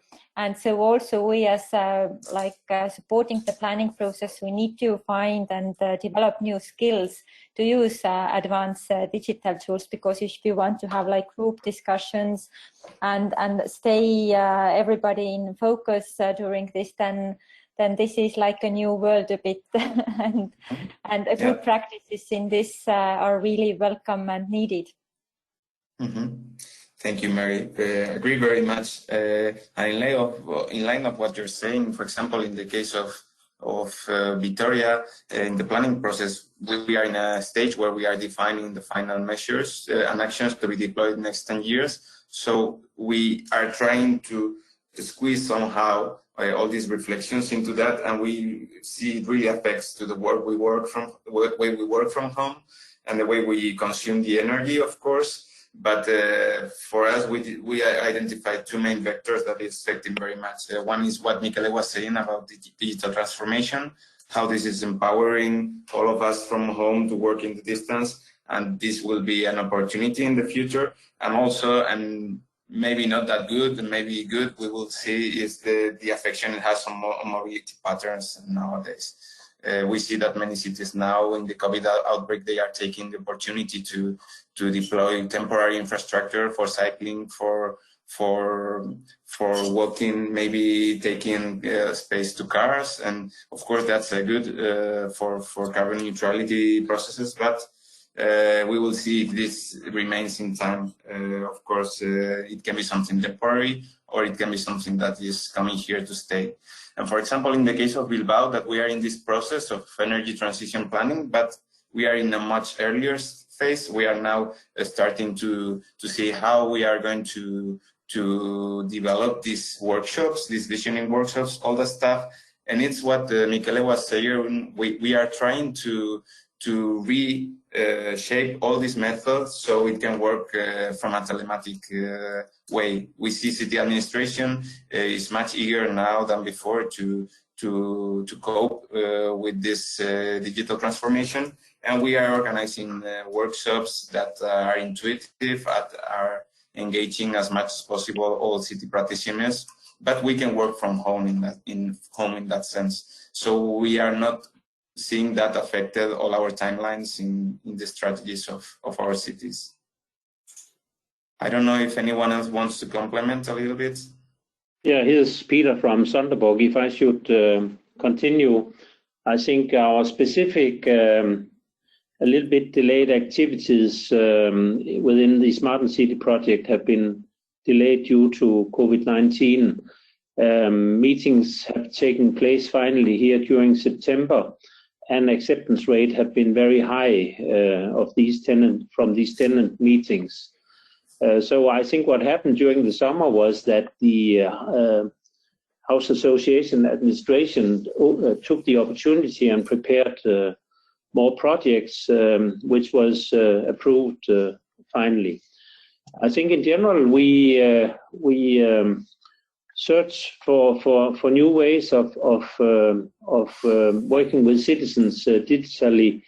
We have launched a number of webinars locally so far with limited success, technically functioning, but we see certain age group, the older people are, the less acceptance we see on these digital platforms. So I think there is a challenge. Maybe time will help us, and we all get used to use webinars also in almost face-to-face, neighbor-to-neighbor communication, because I think this is the new situation here.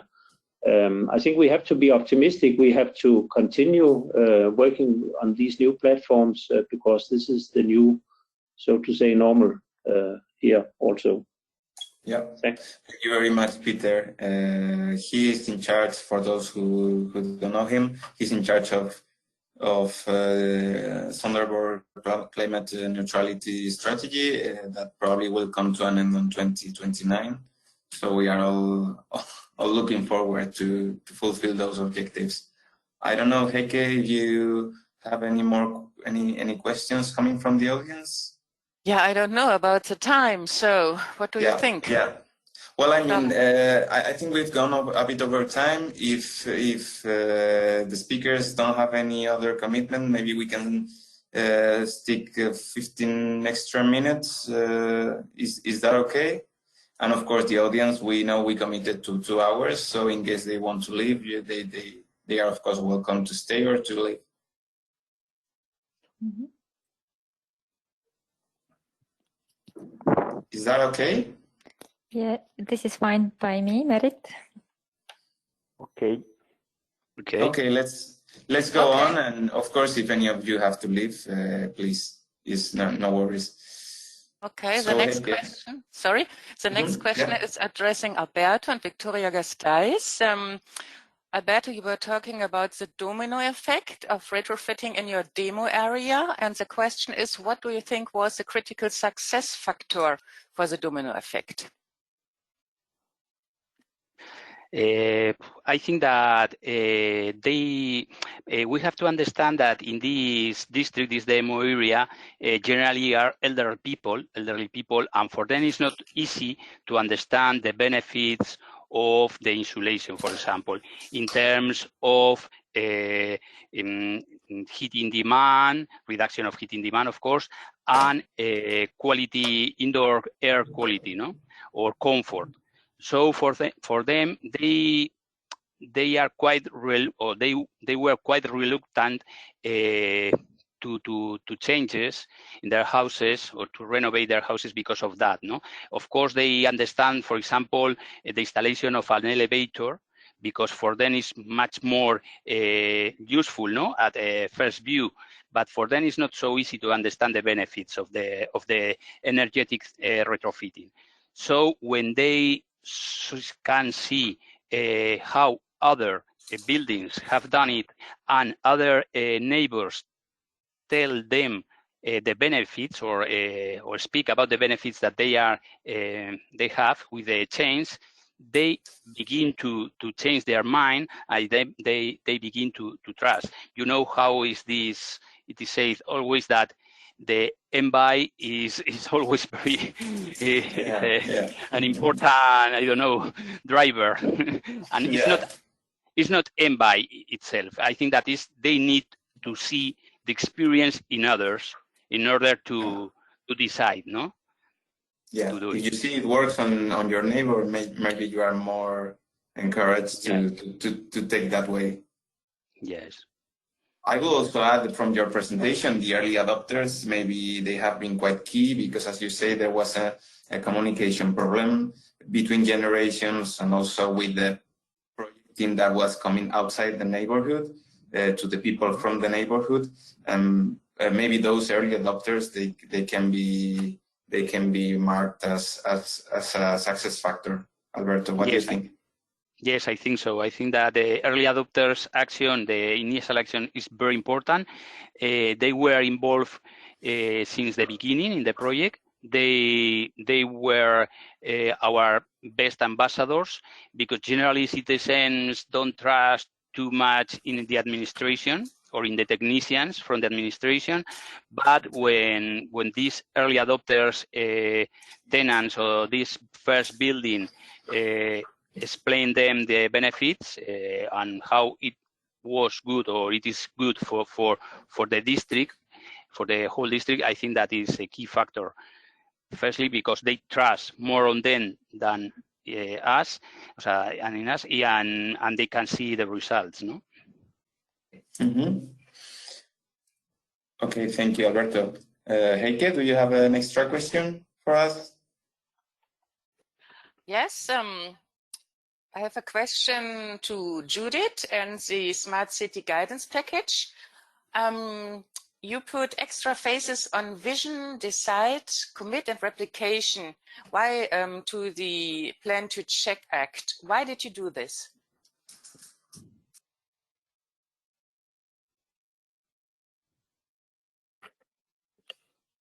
Judy?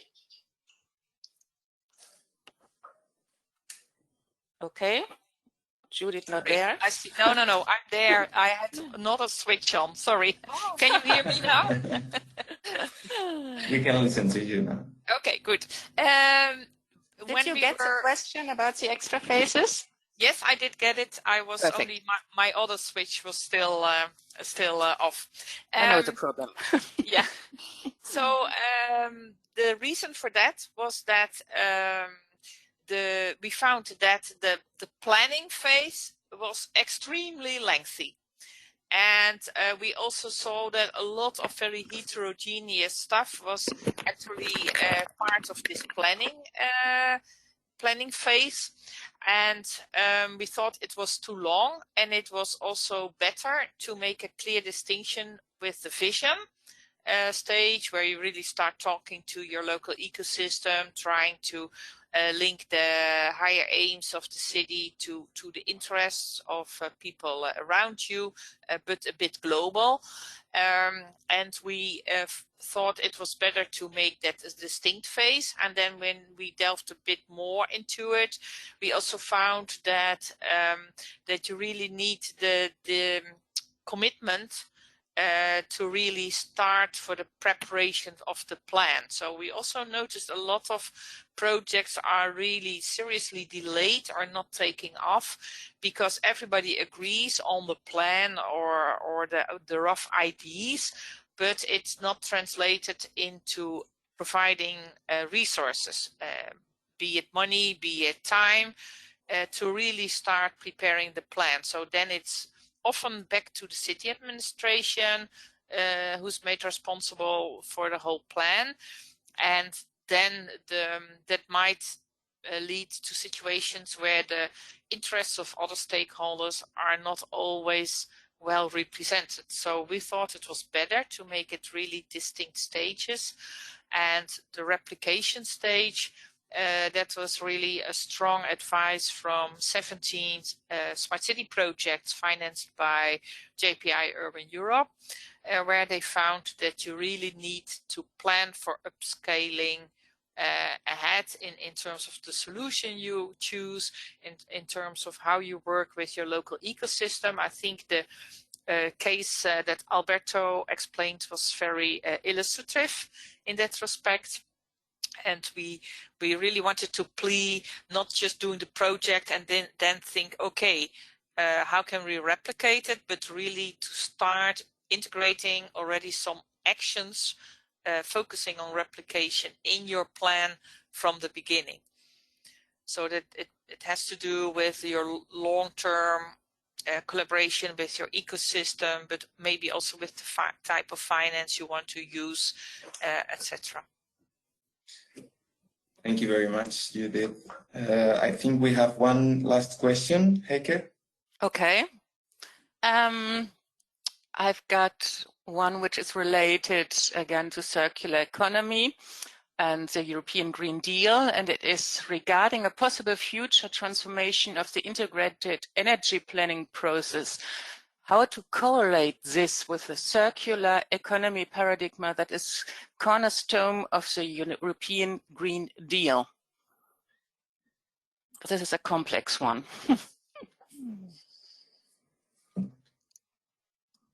So any of our speakers want to take the lead on this?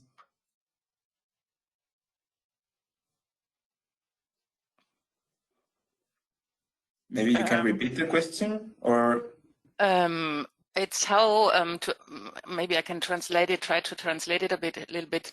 The circular economy is part of the important part of the European Green Deal, and how to, integrate this already in the integrated planning process or methodology.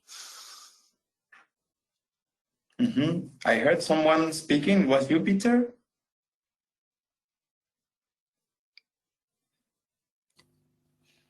No, maybe it wasn't. I don't know if any of our speakers has an answer to this. This is Judith. I think there are a lot of possibilities. There are concepts where people work with energy efficiency, where you also look at embedded energy, the energy that's used during the production of materials and during the transport of materials. I think there are quite a lot of good concepts around. I know that NTNU worked on this concept in their Zero Energy Neighborhoods Center. And I think if you combine life cycle assessment, as if I understood well, was also done in this project with the scenarios, I would say that this is, then you can also address the concept of circularity better, because it also links to the type of materials you are using. Are these nature-based materials or not? And this, you have to also plan for this. I know that the colleagues of NTNU found that actual energy reduction was only, let's say, 45%, if I remember it well, of what you could potentially achieve if you work with the embedded energy concept. So this would be, this would plead for using this concept better and not only looking at CO2 emissions during the operational phase. Thanks, Judith. And anyone wants to complement that?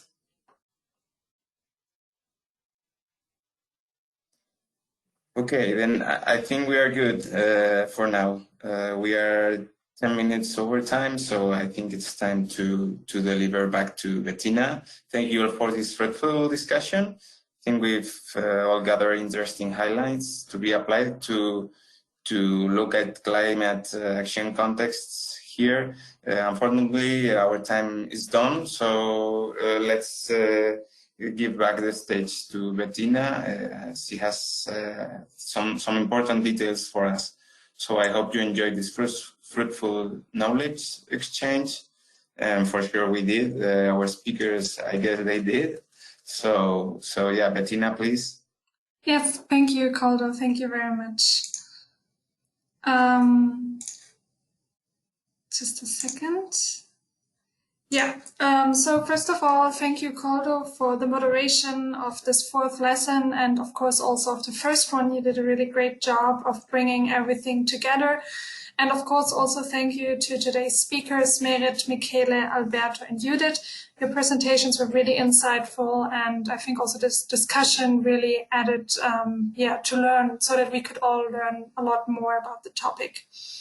Before we all leave, I want to remind you once again that we have the SmartEnCity certificate that everybody who participated successfully in all 4 lessons of our academy is eligible to receive. So if one of you is interested in receiving this certificate, just send an email to SmartEnCity info@smartencity.eu, and then we will email you the certificate.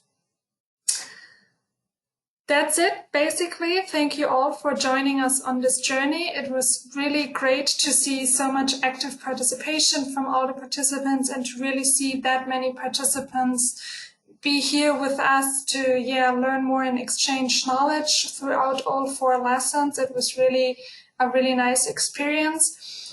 If anybody has some open questions, or if you would be interested in a bonus lesson or anything like that, if you have some open questions or open topics, please feel free to send an email anytime to info@smartencity.eu, and then we can either directly address your question, or if there is enough interest from various participants, we are absolutely happy to do a bonus lesson in 2021.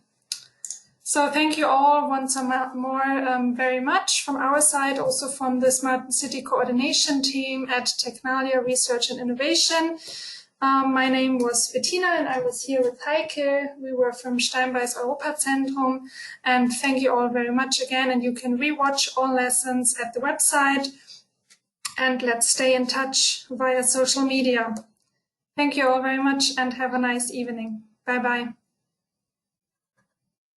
Thank you, Bettina. Bye. Thank you. Bye. Goodbye. Bye. Bye-bye. Goodbye.